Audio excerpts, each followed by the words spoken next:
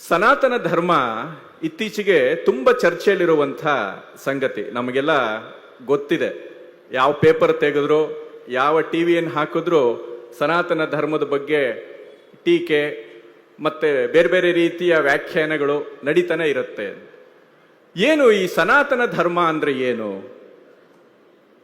ಇದ್ರ ಬಗ್ಗೆ ನಾವು ಕೆಲವೊಂದು ವಿಷಯಗಳನ್ನ ನಾವು ತಿಳ್ಕೊಂಡಾಗ ನಾವು ಈ ಸನಾತನ ಧರ್ಮದ ಪರವಾಗಿ ನಿಲ್ಲಬೇಕೋ ಬೇಡವೋ ಅನ್ನುವಂಥದ್ದು ನಮಗೆ ಗಟ್ಟಿಯಾಗತ್ತೆ. ಹಾಗಾಗಿ ಮೊದಲಿಗೆ ನನಗೆ ನನ್ನ ಮನೆ ಅಂದ್ರೆ ಏನು ಅಂತ ಗೊತ್ತಾಗಬೇಕು. ಆಗ ಮನೆಗೆ ಬಂದ ಅಪಾಯ ಏನು, ಅದನ್ನ ಎದುರಿಸುವ ವಿಧಾನ ಯಾಕೆ, ಮತ್ತೆ ಅದನ್ನು ಹೇಗೆ ಎದುರಿಸಬೇಕು ಅನ್ನುವಂಥದ್ದು ಗೊತ್ತಾಗುತ್ತೆ ಅಂತ. ಹಾಗಾಗಿ ಮೊದಲಿಗೆ ನಮಗೆ ಈ ಸನಾತನ ಧರ್ಮ ಅಂದ್ರೆ ಏನು ಅನ್ನುವಂಥದ್ದು ಗೊತ್ತಾಗಬೇಕು ಅಂತ. ಸಾಮರಸ್ಯದ ಬಗ್ಗೆ ಸ್ವಾಮಿಗಳು ಬಹಳ ಸೊಗಸಾಗಿ ಮಾತಾಡಿದ್ರು. ಯಾಕೆ ನಮಗೆ ಸಾಮರಸ್ಯ ಬೇಕು, ವೈವಿಧ್ಯದಲ್ಲಿ ಹೇಗೆ ನಾವು ಸಾಮರಸ್ಯವನ್ನು ಉಳಿಸ್ಕೋಬೇಕು, ಇದ್ರ ಬಗ್ಗೆ ಎಲ್ಲ ಬಹಳ ಅದ್ಭುತವಾಗಿ ಮಾತಾಡಿದ್ರು.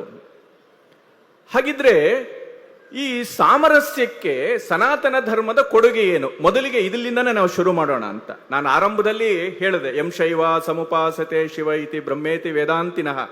ಇದು ನಮ್ಮ ನಾಡಿನಲ್ಲಿ ಹುಟ್ಟಿರುವಂತ ಒಂದು ಶಾಸನದ ಪದ್ಯ. ಒಂದು ಶಾಸನದಲ್ಲಿ ಈ ಪದ್ಯ ಇದೆ.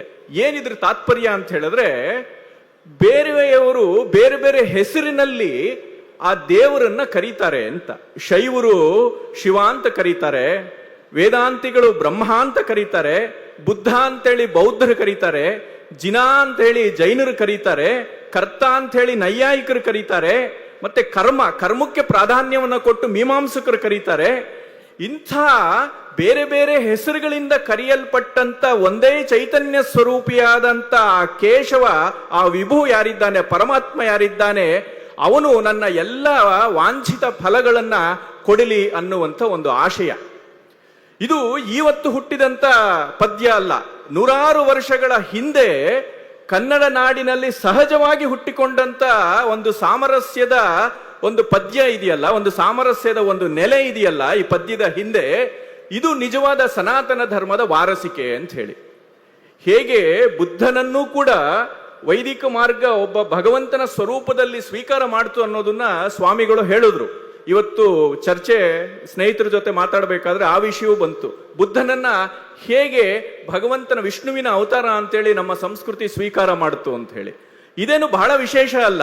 ಯಾಕೆ ಅಂತ ಹೇಳಿದ್ರೆ, ಲೋಕಕ್ಕೆ ಒಳಿತನ್ನು ಉಂಟು ಮಾಡುವಂತ ಎಲ್ಲ ವಸ್ತು, ಬರೀ ವ್ಯಕ್ತಿಗಳಲ್ಲ, ವಸ್ತುಗಳನ್ನೂ ಕೂಡ, ಅದು ಮರ ಇರಬಹುದು, ಗಿಡ ಇರಬಹುದು, ಪ್ರಾಣಿ ಪಕ್ಷಿ ಏನಿದೆ ಅದೆಲ್ಲವೂ ಕೂಡ ಭಗವಂತನ ಸ್ವರೂಪ ಅಂತ ಆರಾಧನೆ ಮಾಡುವಂತ ಒಂದು ವಿಶಾಲವಾದಂತ ಸಂಸ್ಕೃತಿ ಇದ್ರೆ ಅದು ಸನಾತನ ಸಂಸ್ಕೃತಿ ಮಾತ್ರ.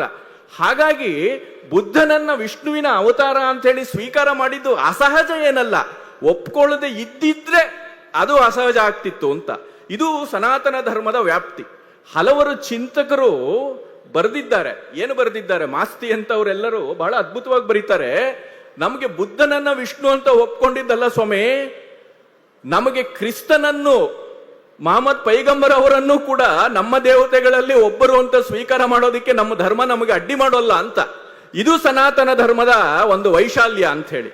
ಹಾಗಾಗಿ ನಾವು ಯಾಕೆ ಸನಾತನ ಧರ್ಮವನ್ನ ಉಳಿಸಬೇಕು, ಸನಾತನ ಧರ್ಮವನ್ನ ಬೆಳೆಸಬೇಕು ಅಂತ ಹೇಳಿದ್ರೆ ಈ ಕಾರಣದಿಂದ. ನಾವು ಸನಾತನ ಧರ್ಮದವರು ಅಂತ ಹೇಳ್ಕೊಳ್ಳೋದಿಕ್ಕೆ, ನಾವು ಹೆಮ್ಮೆಯನ್ನು ಪಡೋದಿಕ್ಕೆ ತುಂಬಾ ಸಂಗತಿಗಳಿದೆ. ಯಾರು ನಮಗೆ ಶತ್ರುಗಳಲ್ಲ, ಎಲ್ಲರೂ ಕೂಡ ನಮಗೆ ನಮ್ಮ ಧರ್ಮದ ವ್ಯಾಪ್ತಿಗೆ ಎಲ್ಲೋ ಒಂದು ಜಾಗದಲ್ಲಿ ಒಳ್ಳೆಯ ಜಾಗವನ್ನು ಪಡೆಯುವಂಥ ಒಂದು ಅವಕಾಶವನ್ನು ಕೊಡುವಂತ ಒಂದು ಔದಾರ್ಯ ಈ ಸನಾತನ ಧರ್ಮದಲ್ಲಿ ಇದೆ ಅಂತ ಹೇಳಿ. ಹಾಗಾಗಿ ನಾವು ಈ ಧರ್ಮದ ಜಿಜ್ಞಾಸೆಯನ್ನ, ಧರ್ಮ ಅಂದ್ರೆ ಏನು ಅಂತ ತಿಳ್ಕೊಳ್ಬೇಕು ಅಂತ. ಸನಾತನ ಅಂತ ಹೇಳಿದ್ರೆ ಇದು ತುಂಬಾ ಜನ ಇದಕ್ಕೆ ಕೆಟ್ಟ ಕೆಟ್ಟ ರೀತಿಯಲ್ಲಿ ವ್ಯಾಖ್ಯಾನಗಳನ್ನ ಈಗ ಮಾಡ್ತಾರೆ. ಅದು ಆ ಜಾತಿ ಧರ್ಮ, ಈ ಜಾತಿ ಧರ್ಮ ಅಂತೇಳಿ. ಸನಾತನ ಅಂತ ಹೇಳಿದ್ರೆ ಅರ್ಥ ಏನು ಅಂತ ಹೇಳಿದ್ರೆ, ಅದು ಶಾಶ್ವತವಾದದ್ದು ಅಂತ. ಶಾಶ್ವತವಾದದ್ದು, ಏಕಕಾಲದಲ್ಲಿ ಅದು ಶಾಶ್ವತವೂ ಹೌದು, ಏಕಕಾಲದಲ್ಲಿ ಅದು ನೂತನವೂ ಹೌದು ಅಂತ. ಒಂದ್ ರೀತಿ ಇದು ಕಾಂಟ್ರಡಿಕ್ಷನ್. ಶಾಶ್ವತ ಆಗಿದ್ರೆ ಅದು ಹಳೇದಾಗಿರ್ಬೇಕಿತ್ತು, ಆದ್ರೆ ನೂತನ ಹೊಸದು ಹೇಗೆ ಅಂತ ಹೇಳಿದ್ರೆ ಇದೇ ಸ್ವಾರಸ್ಯ ಅಂತ ಹೇಳಿ. ಇದರಲ್ಲಿ ಒಂದು ಈ ಸಂಸ್ಕೃತಿ ಈ ತತ್ವವನ್ನ ಬೇರೆ ಬೇರೆ ರೀತಿಯಲ್ಲಿ ಪ್ರಕಟ ಮಾಡ್ತಾ ಬರ್ತಾ ಇದೆ. ನನಗೆ ಈ ಸಂದರ್ಭದಲ್ಲಿ ಹೊಳೆಯುವಂಥದ್ದೇನು ಅಂತ ಹೇಳಿದ್ರೆ, ನೀವು ಬಾಹುಬಲಿಯ ಮೂರ್ತಿಯನ್ನ ನೋಡಿದ್ರೆ ಈ ಶಾಶ್ವತ ಮತ್ತೆ ನೂತನ ಇದೆರಡೂ ಕೂಡ ಕಾಂಟ್ರಡಿಕ್ಷನ್ ಅಲ್ಲ, ಪರಸ್ಪರ ಪೂರಕ ಹೇಗೆ ಅನ್ನುವಂಥದ್ದು ಬಹಳ ಅದ್ಭುತವಾಗಿ ಗೊತ್ತಾಗತ್ತೆ. ಹೇಗೆ ಗೊತ್ತಾಗತ್ತೆ ಅಂತ ಹೇಳಿದ್ರೆ ನೋಡಿ, ಬಾಹುಬಲಿಯ ಆ ಮೂರ್ತಿಯನ್ನ ನೀವು ನೋಡಿದ್ರೆ ಬಹಳ ಒಂದು ಸುಂದರವಾದಂತ ಒಂದು ರೂಪ ಅದು. ಆ ಮುಖ ಮತ್ತೆ ದೇಹದ ಆ ಸೌಷ್ಠವ ಅದೆಲ್ಲ ಇದೆಯಲ್ಲ, ಬಹಳ ಅದ್ಭುತವಾದಂತ ಒಂದು ಫಿಸಿಕ್. ಆ ಫಿಸಿಕ್ಗೆ ನಮ್ಮನ್ನು ಅಟ್ರಾಕ್ಟ್ ಮಾಡುವಂತ ಸೌಂದರ್ಯದ ಒಂದು ಸ್ವರೂಪ ಇದೆಯಲ್ಲ, ಇದು ನೂತನ ಅಂದ್ರೆ ಹೊಸತನಕ್ಕೆ ಒಂದು ಸಂಕೇತ. ಅದು ನಮಗೆ ಸೌಂದರ್ಯ ಅಂದ್ರೆ ಏನು ಅಂತ ಹೇಳಿದ್ರೆ ಪ್ರತಿ ಕ್ಷಣವೂ ಚೆನ್ನಾಗಿ ಆವತ್ತಾವತ್ತಿಗೆ ಹೊಸದಾಗಿ ಕಾಣಬೇಕು, ಇದು ಸೌಂದರ್ಯ ಅಂತ ಹೇಳಿದ್ರೆ, ಇದು ನೂತನ ತತ್ವ ಅಂತೇಳಿ. ಆದ್ರೆ ಹೀಗೆ ಸುಂದರವಾಗಿ ಕಾಣುವಂತ ಬಾಹುಬಲಿಯ ಹಿಂದೆ, ಆ ಮುಖದ ಹಿಂದೆ ಆ ಭಾವ ಏನಿದೆ ಅಂತ ಹೇಳಿದ್ರೆ ಅದು ವೈರಾಗ್ಯ ಅಂತ. ಇದು ಶಾಶ್ವತವಾದಂತ ತತ್ವ ಅಂತ ಹೇಳಿ. ಹೀಗೆ ಸನಾತನ ಅನ್ನುವಂಥದ್ದು ಈ ಶಾಶ್ವತವನ್ನ ಮತ್ತೆ ನೂತನವನ್ನ ಎರಡನ್ನೂ ಕೂಡ ಒಳಗೊಂಡಂತದ್ದು ಅಂತ. ಅದಕ್ಕೆ ಒಬ್ಬ ಚಿಂತಕರು ಹೇಳ್ತಾರೆ, ವಿಶ್ವಕ್ಕೆ ಬೇರೆ ಬೇರೆ ಸಂಸ್ಕೃತಿಗಳು ಏನೇನೋ ಕೊಟ್ಟಿದೆ ಕೊಡುಗೆಗಳನ್ನ, ಆದ್ರೆ ನಮ್ಮ ದೇಶ ಭಾರತ ದೇಶ ವಿಶ್ವಕ್ಕೆ ಕೊಟ್ಟಂತ ಕೊಡುಗೆ ಏನು ಅಂತ ಯಾರಾದ್ರೂ ಕೇಳಿದ್ರೆ ಅದು ಭಾರತೀಯತೆ ಅಂತ ಹೇಳ್ತಾರೆ. ಏನು ಭಾರತೀಯತೆ ಅಂತ ಹೇಳಿದ್ರೆ ಅದೇ ಸನಾತನ ಧರ್ಮ ಅಂತ. ಆ ಸನಾತನ ಧರ್ಮ ಏನು ಅಂತ ಹೇಳಿದ್ರೆ ಅದು ಹೇಳ್ಕೊಳ್ಳುತ್ತೆ, ಮೈ ರಿಲಿಜನ್ ಈಸ್ ಬೆಸ್ಟ್. ಹೌದು, ನನ್ನ ಧರ್ಮ ಬಹಳ ಶ್ರೇಷ್ಠವಾದದ್ದು, ಆದ್ರೆ ಇದು ಎಲ್ಲರಿಗೂ ಅಂತ ನಾನು ಹೇಳ್ತಿಲ್ಲ, ಬೆಸ್ಟ್ ಫಾರ್ ಮೀ ಅಂತ. ಅಂದ್ರೆ ನಿನ್ನ ಧರ್ಮ ನಿನಗೆ ಹೇಗೆ ದೊಡ್ಡದು, ನನ್ನ ಧರ್ಮ ನನಗೆ ಹಾಗೆ ದೊಡ್ಡದು. ನಾವಿಬ್ಬರೂ ಕೂಡ ಆ ಧರ್ಮಗಳ ನೆರಳಿನಲ್ಲಿ ನಮ್ಮ ಬಾಳನ್ನ ಕಟ್ಟಿಕೊಡೋಣ ಅನ್ನುವಂತ ಒಂದು ವೈಶಾಲ್ಯ ಕೊಡುವಂತ ಒಂದು ಹೃದಯವಂತಿಕೆ ಇದೆಯಲ್ಲ, ಇದು ನಮ್ಮ ಸನಾತನ ಧರ್ಮದ ಮತ್ತೆ ಈ ಭಾರತೀಯತೆಯ ವೈಶಾಲ್ಯ ಅನ್ನುವಂಥ ಮಾತನ್ನ ನಾವು ಹೇಳಬಹುದು ಅನ್ನೋದು ನಮಗೆ ಸ್ಪಷ್ಟವಾಗತ್ತೆ ಅಂತ. ಇದು ನಮಗೆ ಈ ಧರ್ಮದ ಒಂದೊಂದು ತಿರುಳನ್ನ ಬಿಡಿಸ್ತಾ ಬಿಡಿಸ್ತಾ ಹೋದ್ರೆ ಅದು ಗಂಟೆಗಟ್ಲೆ ಮಾತಾಡ್ಬೋದು, ದಿನಗಟ್ಲೆ ಮಾತಾಡ್ಬೋದು. ಈ ಚಿಂತಕರು ಸಾವಿರಾರು ವರ್ಷಗಳಿಂದ ಈ ಧರ್ಮದ ಬಗ್ಗೆ ಮಾತಾಡ್ತಾ ಬರ್ತಾ ಇದ್ದಾರೆ. ನನಗೆ ಇತ್ತೀಚಿನ ಒಂದು ಘಟನೆ ಈ ಧರ್ಮದ ಒಂದು ಔದಾರ್ಯ, ಈ ಧರ್ಮದ ಅಂತರಂಗ ಹೇಗೆ ಕೆಲಸ ಮಾಡುತ್ತೆ ಅನ್ನೋದಕ್ಕೆ ಒಂದು ಲಿವಿಂಗ್ ಎಕ್ಸಾಂಪಲ್ ಕೊಡಬಹುದು ಅಂತ ಅನ್ನಿಸ್ತು. ಇತ್ತೀಚೆಗಷ್ಟೇ ಸಾಲುಮರದ ತಿಮ್ಮಕ್ಕ ಅವರು ಶರೀರವನ್ನು ಬಿಟ್ರು, ನಮ್ಮನ್ನ ಅಗಲಿದ್ರು. ನಮ್ಗೆ ಗೊತ್ತಿದೆ ಅವರು ಯಾಕೆ ಪ್ರಸಿದ್ಧರು ಅಂತ ಹೇಳಿದ್ರೆ ಮರಗಳನ್ನ ಬೆಳೆಸಿದ್ರು ಅಂತ. ನೂರಾರು ಮರಗಳನ್ನ ಅವರು ಮಕ್ಕಳ ತರ ಬೆಳೆಸಿದ್ರು. ಅದಕ್ಕೆ ಕಾರಣ ಏನು ಅಂತ ಹೇಳಿದ್ರೆ ಅವ್ರಿಗೆ ಮಕ್ಕಳು ಇರಲಿಲ್ಲ ಅನ್ನುವಂತ ಒಂದು ಸಂಕಟವನ್ನ, ಒಂದು ಕೊರತೆಯನ್ನ ತುಂಬಿಸ್ಕೊಳ್ಳೋದಿಕ್ಕೆ ಅವರು ಆ ಮರಗಿಡಗಳಲ್ಲಿ, ಆ ಸಸಿಗಳಲ್ಲಿ ಕೂಸನ್ನ ಕಂಡು ಮರಗಳಲ್ಲಿ ತನ್ನ ಬೆಳೆದ ಮಗುವನ್ನ ಕಾಣುವಂತ ಒಂದು ಔದಾರ್ಯವನ್ನು ಬೆಳೆಸ್ಕೊಂಡ್ರು. ಇದು ಸಾಲುಮರದ ತಿಮ್ಮಕ್ಕ ಅವರ ಹೆಮ್ಮೆ ಅಂತ ನಾವು ಹೇಳ್ತಾ ಇದ್ದೀವಿ ಅಲ್ವಾ. ಇದು ಏನು ಇದ್ರ ಸ್ವಾರಸ್ಯ ಅಂತ ಹೇಳಿದ್ರೆ, ಖಂಡಿತವಾಗ್ಲೂ ಸಾಲುಮರದ ತಿಮ್ಮಕ್ಕ ಯಾವುದೇ ಧರ್ಮ ಗ್ರಂಥವನ್ನು ಓದಿರಲು ಸಾಧ್ಯತೆ ಇಲ್ಲ. ನಮ್ಮ ಸನಾತನ ಧರ್ಮ ಏನ್ ಹೇಳುತ್ತೆ ಅಂತ ಹೇಳಿದ್ರೆ, ಸಂತಾನ ಅಂತ ಹೇಳಿದ್ರೆ ಕೇವಲ ನನ್ನ ಹೊಟ್ಟೆಯಲ್ಲಿ ಹುಟ್ಟಿದ ಮಗುವಷ್ಟೇ ಸಂತಾನ ಅಲ್ಲ. ಸಂತಾನ ಅಂತ ಹೇಳಿದ್ರೆ ಏನು ಅಂತ ಹೇಳಿದ್ರೆ, ನನಗೆ ನಾಳೆ ಯಾರೋ ಆಸ್ತಿ ಮಾಡ್ತಾರೆ, ಅಂತಸ್ತು ಮಾಡ್ತಾರೆ, ನನಗೆ ಸಂಬಳವನ್ನ ತಂದು ಕೊಡ್ತಾರೆ, ನನ್ನನ್ನು ಚೆನ್ನಾಗಿ ನೋಡ್ಕೊಳ್ತಾರೆ ಅನ್ನುವಂಥವ್ರು ನನ್ನ ಮಗು ಅಲ್ಲ. ನಿಜವಾದ ಮಗು, ಸಂತಾನ ಯಾರು ಅಂತ ಹೇಳಿದ್ರೆ ಲೋಕಕ್ಕೆ ಉಪಕಾರವನ್ನ ಮಾಡಬಲ್ಲಂತ ಮಗು, ಅದು ನಿಜವಾದ ಸಂತಾನ ಅಂತ.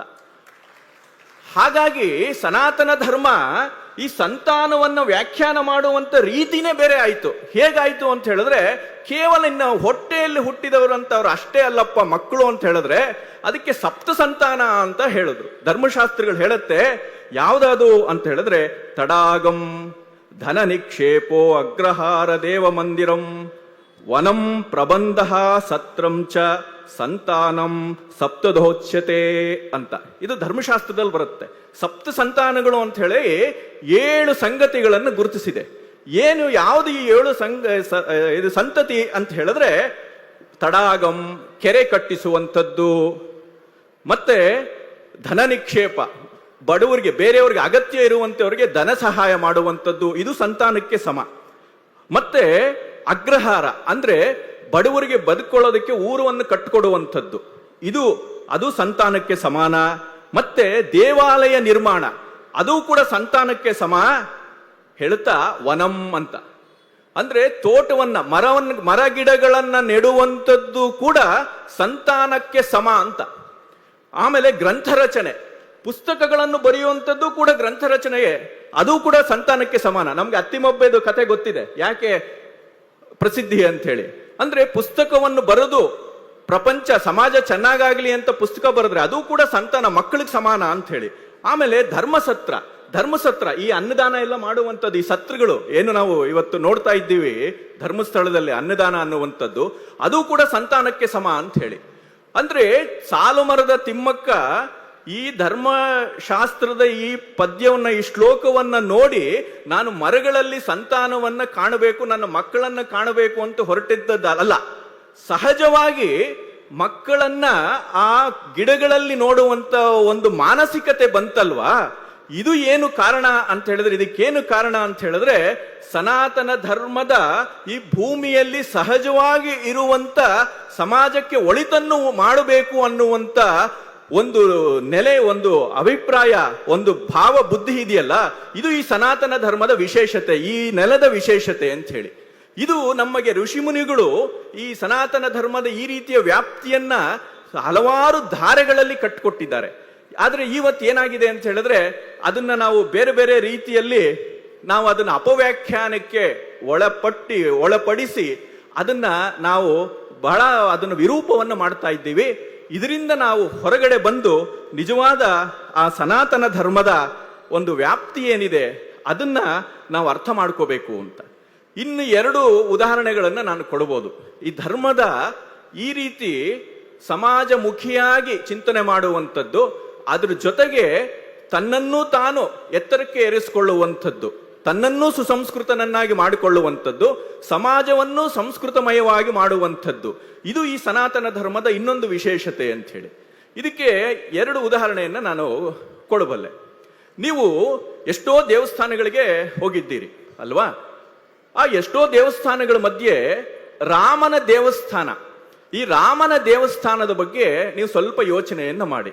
ಏನು ವಿಶೇಷ ಅಂತೇಳಿ ಸ್ವಲ್ಪ ಒಂದು ಕ್ಷಣ ನೀವು ಆಲೋಚನೆ ಮಾಡಿದ್ರೆ ನಿಮ್ಗೆ ಗೊತ್ತಾಗತ್ತೆ. ಎಲ್ಲ ದೇವರು ಕೂಡ, ಅದು ಈಶ್ವರ ಆದ್ರೆ ಲಿಂಗ ಸ್ವರೂಪದಲ್ಲಿ ಒಬ್ಬನೇ ಇರ್ತಾನೆ, ಗಣೇಶ ಹೇಗಿದ್ರು ಬ್ರಹ್ಮಚಾರಿ ಒಬ್ಬನೇ ಇರ್ತಾನೆ, ಕೃಷ್ಣ ಅವನು ಒಬ್ಬನೇ ಇರ್ಬೋದು, ಅಪರೂಪಕ್ಕೆ ರಾಧೆ ಎಲ್ಲೋ ಇರ್ಬೋದು, ವೆಂಕಟೇಶ ಮೇಲೆ ಒಬ್ಬನೇ ಇರ್ತಾನೆ, ಕೆಳಗಡೆ ಪದ್ಮಾವತಿ ಇರ್ಬೋದು. ಹೀಗೆ ನೀವು ಯಾವ ರಾಮನ ಆಲಯವನ್ನ ನೋಡಿ, ಈ ರಾಮನ ಆಲಯವನ್ನ ನೋಡಿದ್ರೆ ನಿಮ್ಗೊಂದು ವಿಶೇಷ ಗೊತ್ತಾಗತ್ತೆ. ಯಾವುದೇ ರಾಮ ಮಂದಿರದಲ್ಲಿ ರಾಮ ಒಬ್ಬನೇ ಇರೋದಿಲ್ಲ, ರಾಮನ ಜೊತೆಗೆ ಸೀತೆ, ಲಕ್ಷ್ಮಣ ಮತ್ತೆ ಹನುಮಂತ ಮಿನಿಮಮ್ ಇರ್ದೇ ಇರ್ತಾನೆ ಅಂತ.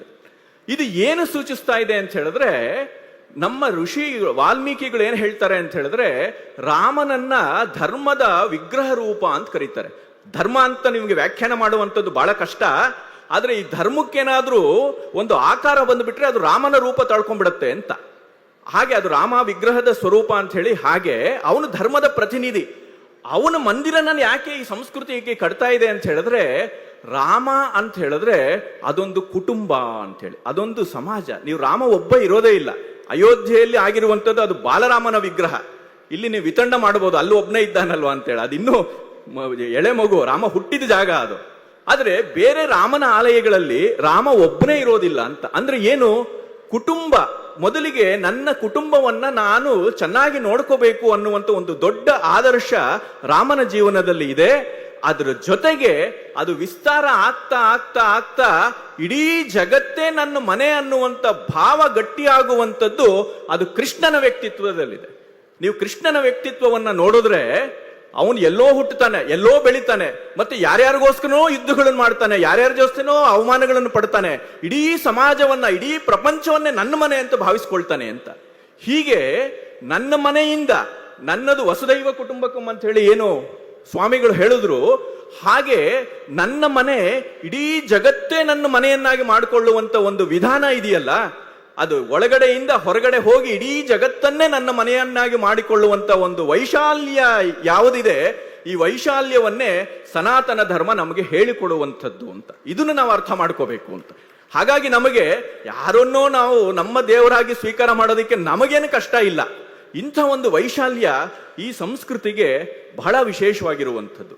ಅದಕ್ಕೆ ಇದನ್ನ ನಾವು ನಿರೂಪಣೆ ಮಾಡೋದಕ್ಕೆ ನಮ್ಮ ಋಷಿಮುನಿಗಳು ಏನ್ ಹೇಳಿದ್ರು ಅಂತ ಹೇಳಿದ್ರೆ, ನೀನು ಅಗತ್ಯವಾಗಿ ಮಾಡಬೇಕಾದಂತ ಕೆಲವೊಂದು ಕೆಲಸಗಳಿದೆಯಪ್ಪ ಅಂತ ಹೇಳಿ. ಏನ ಕೆಲಸಗಳು ಅಂತ ಹೇಳಿದ್ರೆ, ನೀನು ಋಷಿ ಋಣವನ್ನ ತೀರಿಸಬೇಕು, ದೇವ ಋಣವನ್ನ ತೀರಿಸಬೇಕು, ಪಿತೃ ಋಣವನ್ನ ತೀರಿಸಬೇಕು ಅಂತ ಹೇಳಿದ್ರು. ಅಂದ್ರೆ ನಿನ್ನ ಕರ್ತವ್ಯಗಳನ್ನ ನೀನು ಸರಿಯಾಗಿ ಮಾಡಬೇಕು ಅಂತ. ಇದ್ರ ಜೊತೆಗೆ ನಾವು ಇನ್ನು ಎರಡನ್ನ ಸೇರಿಸ್ಕೋಬಹುದು. ಆಧುನಿಕ ಕಾಲದಲ್ಲಿ ನಿನ್ನ ಮೇಲೆ ಒಂದು ಸಮಾಜದ ಋಣವೂ ಇದೆ, ರಾಷ್ಟ್ರ ಋಣವೂ ಇದೆ ಅಂತ ಹೇಳಿ. ಈ ಪಂಚಕೃತ್ಯಗಳನ್ನ, ಈ 5 ಕೆಲಸಗಳನ್ನ ಮಾಡುವಂತ ಒಂದು ಅದ್ಭುತವಾದಂತ ಒಂದು ವ್ಯವಸ್ಥೆ ಯಾವುದಿದೆ, ಅದು ಸನಾತನ ಧರ್ಮದ ಒಂದು ವಿಶೇಷತೆ ಅಂತ ಹೇಳಿ. ಶಿವನನ್ನ ನಾವು ಪಂಚಕೃತ್ಯ ಪರಾಯಣ ಅಂತ ಕರಿತೀವಿ.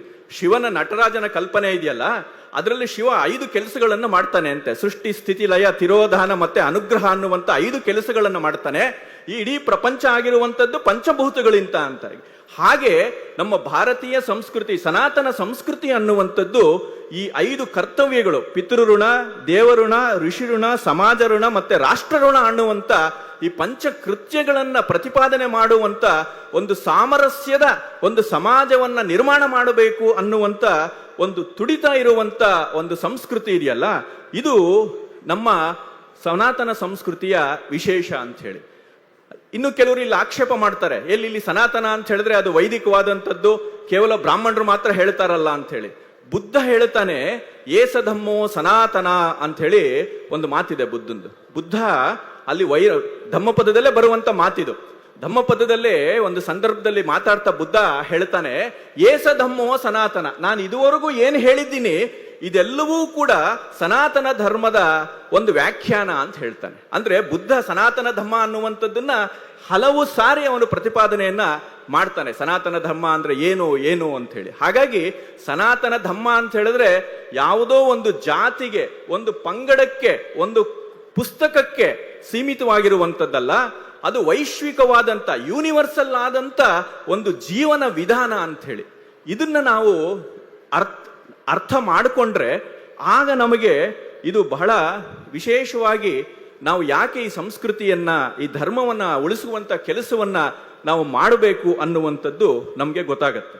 ಇವತ್ತು ನಾವು ನೋಡ್ತೀವಿ ಈ ಸನಾತನ ಸಂಸ್ಕೃತಿಯನ್ನ ಒಡೆಯುವಂಥ, ಬಿರುಕು ಮೂಡಿಸುವಂತ ಕೆಲಸಗಳು ನಿರಂತರವಾಗಿ ನಡೀತಾ ಇದೆ, ಬೇರೆ ಬೇರೆ ಸ್ವರೂಪದಲ್ಲಿ. ಬೌದ್ಧ ವರ್ಸಸ್ ವೈದಿಕ ಅನ್ನುವಂಥದ್ದು, Hindu versus Lingayat, Lingayat versus Veerashaiva, Kannada versus Sanskrit, ಉತ್ತರ ಭಾರತ ವರ್ಸಸ್ ದಕ್ಷಿಣ ಭಾರತ, ಆರ್ಯ ವರ್ಸಸ್ ದ್ರಾವಿಡ, ಮತ್ತೆ ವಿಷ್ಣು ವರ್ಸಸ್ ಶಿವ.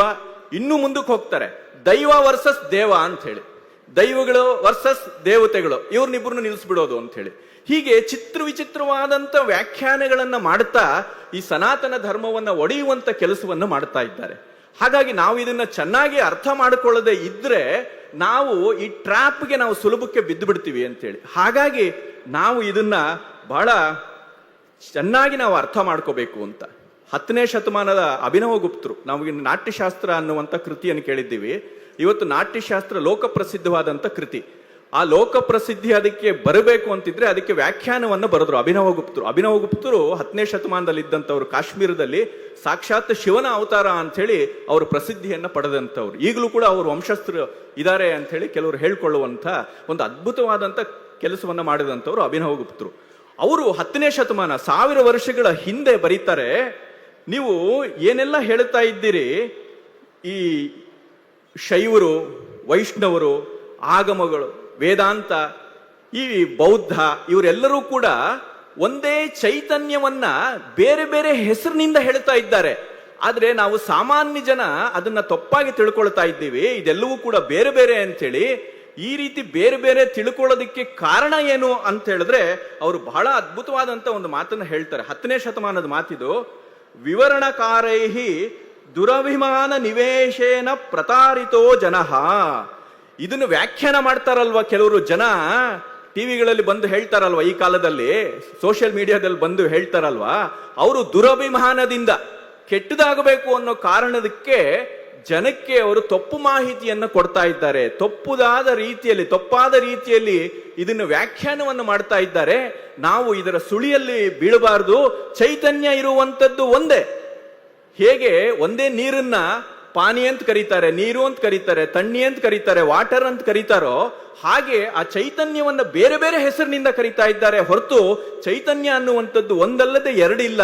ಆದ್ರೆ ಅದನ್ನ ತಪ್ಪು ರೀತಿಯಲ್ಲಿ ವ್ಯಾಖ್ಯಾನವನ್ನು ಮಾಡ್ತಾ ಇದ್ದಾರೆ ಅಂತೇಳಿ 10ನೇ ಶತಮಾನದಲ್ಲೇ ಎಚ್ಚರಿಸಿದ್ದಾರೆ ಅಂತ ಹೇಳಿದ್ರೆ, ಈ ಸನಾತನ ಧರ್ಮದ ಬಗ್ಗೆ ನಡೀತಾ ಇರುವಂತ ಅಪವ್ಯಾಖ್ಯಾನಗಳು ಇವಾಗೇನಿದೆ ಇದು ಹೊಸದೇನಲ್ಲ. ನಮಗೆ ನಮ್ಮ ಸಂಸ್ಕೃತಿ ಅದನ್ನ ಎದುರಿಸ್ಕೊಂಡೇ ಬರ್ತಾ ಇದೆ. ಹಾಗಾಗಿ ನಾವು ಅದನ್ನ ಹಿಮ್ಮೆಟ್ಟಿಸ್ಬೇಕು.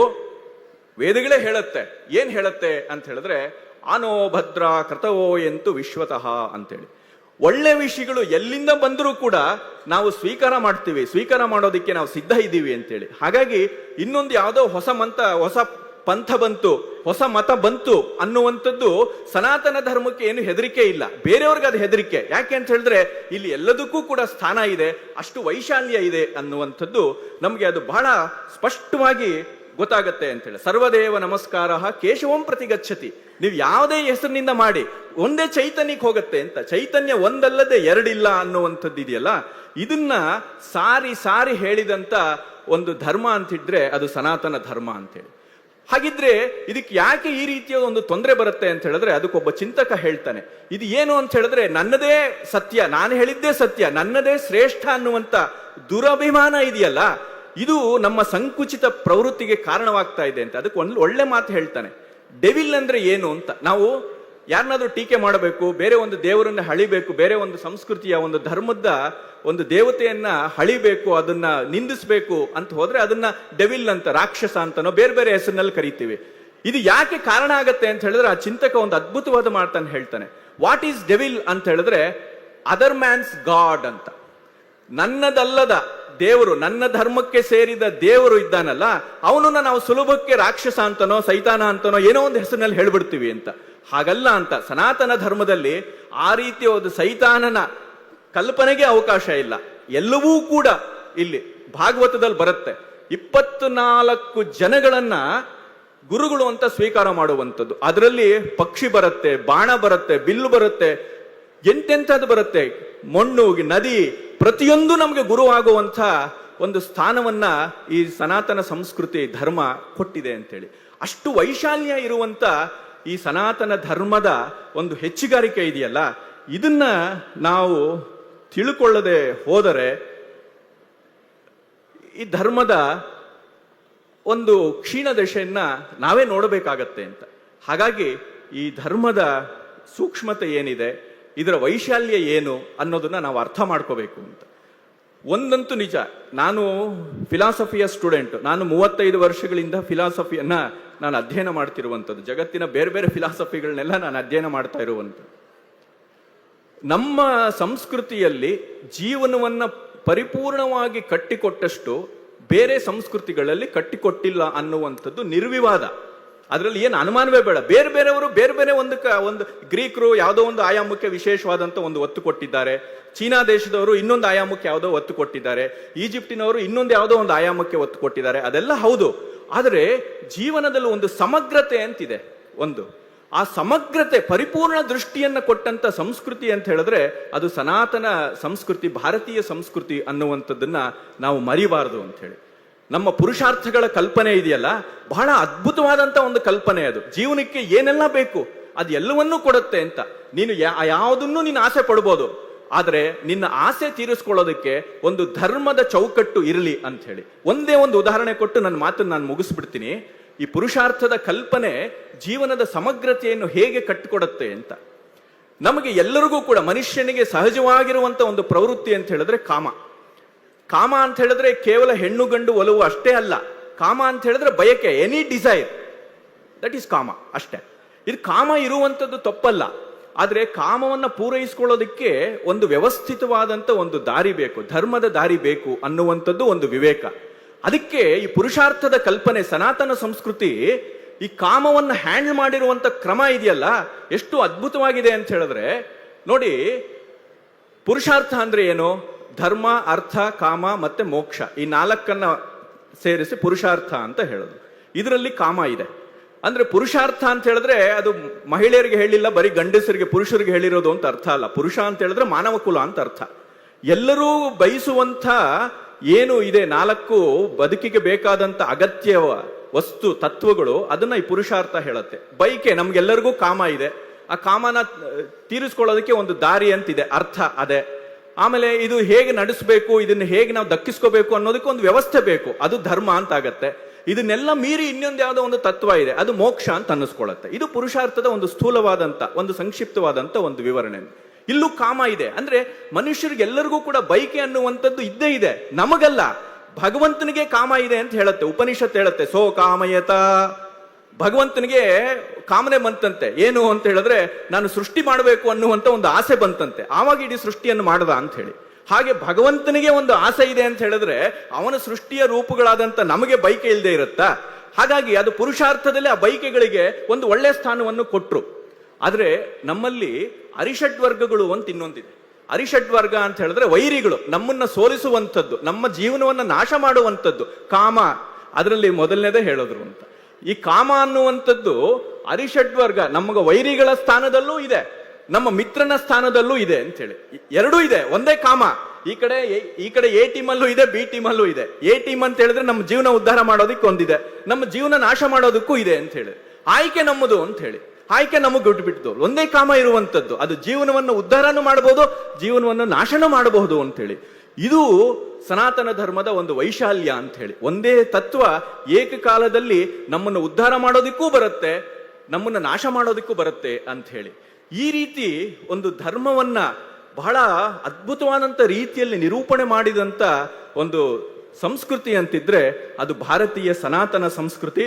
ಅದನ್ನ ನಾವು ಚೆನ್ನಾಗಿ ಅರ್ಥ ಮಾಡಿಕೊಂಡು ನಮ್ಮ ಜೀವನದಲ್ಲಿ ಅಳವಡಿಸಿಕೊಳ್ಳುವಂಥ ಒಂದು ಕೆಲಸವನ್ನ ಮಾಡಿದ್ರೆ ಆಗ ನಮ್ಮ ಜೀವನ ನಿಜವಾಗಲೂ ಕೂಡ ಸಾರ್ಥಕವಾಗತ್ತೆ ಅಂತ ಹೇಳ್ತಾ ನನ್ನ ಈ ಮಾತುಗಳನ್ನ ಮುಗಿಸ್ತಾ ಇದ್ದೀನಿ. ನಮಸ್ಕಾರ.